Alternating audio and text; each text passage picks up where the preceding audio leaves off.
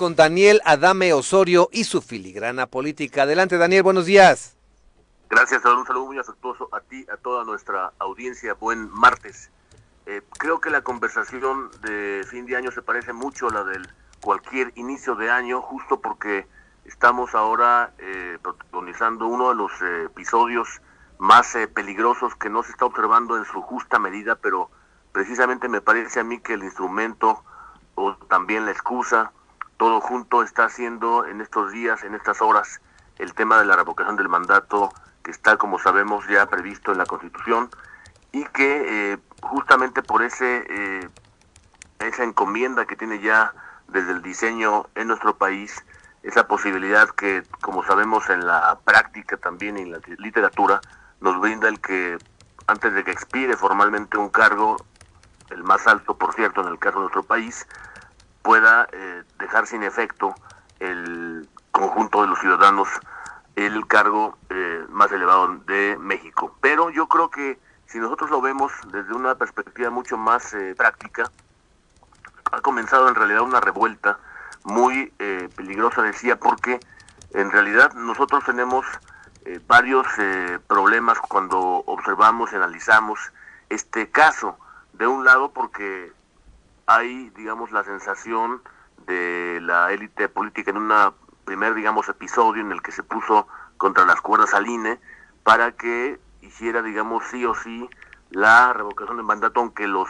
propios legisladores de la mayoría gobernante no hicieran lo necesario para brindarle todos los recursos, en tanto pueda realizarse digamos, con todos los instrumentos que se requieren, porque no hay que olvidar que esta consulta tiene las mismas características logísticas y también presupuestales que las de una elección presidencial. De modo que, por tanto, el INE en el segundo episodio dice, bueno, yo no tengo los recursos. Y en el tercer episodio va hacia la Corte para promover justamente una queja, y ese recurso no se puede tramitar, le dice también la Corte, porque algo incierto no puede ser tramitado.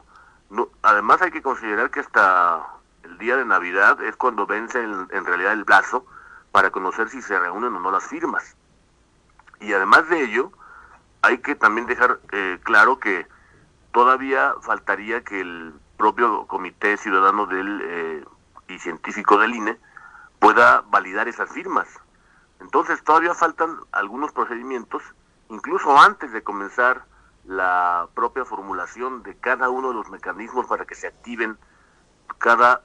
uno de esos espacios para que puedan llevarse a cabo la revocación propiamente dicha. Y entonces tiene razón en ese sentido la Corte cuando no hay entonces lugar para hacerlo. Yo diría que en un cuarto episodio la idea frontal en el que está involucrado tanto la autoridad electoral como la propia autoridad, digamos la élite política del país, es justo que es una revuelta que puede tener como resultados, o esa es en realidad la intención, de que sea una suma cero, donde alguien pierda todo y alguien gane todo, que esa es la idea del observadorismo, porque no podemos entenderlo de otro modo, dado que en los tiempos que están corriendo, uno de los tenga o no la habilitación constitucional para hacerlo, el propio Lorenzo Córdoba,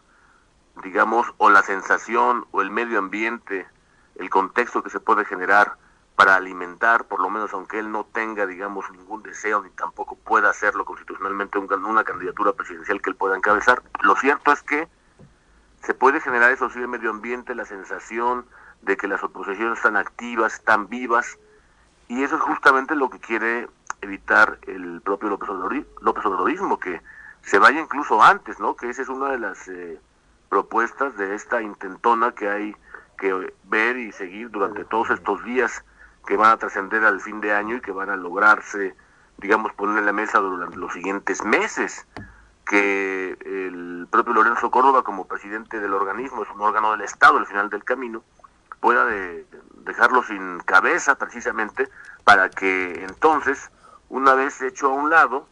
él se va en realidad formalmente cuando acaba su encargo de esos 9 años en abril de 2023.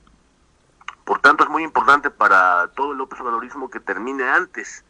dado que sería inconveniente que su encargo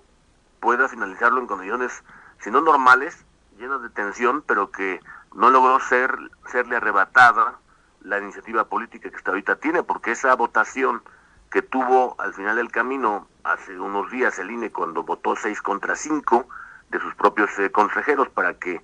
pueda posponerse ese ejercicio de revocación, que no suspenderse ni tampoco cancelarse, precisamente pone en la mesa esa revuelta política que es la que hoy tiene a todo el observadorismo activo en su contra del INE, porque hemos dicho, si nosotros observamos muy claramente que todos o la gran mayoría de los órganos autónomos constitucionales ya han desaparecido, en realidad cuando perdamos al INE es cuando perdemos la posibilidad de tener un país en condiciones democráticas y de defender el conjunto de las libertades públicas, la libertad de prensa, la libertad de expresión y muchas otras más, que me parece a mí que ese es el punto más relevante en el que se juega esta, digamos, revuelta. Los juegos de la política están hoy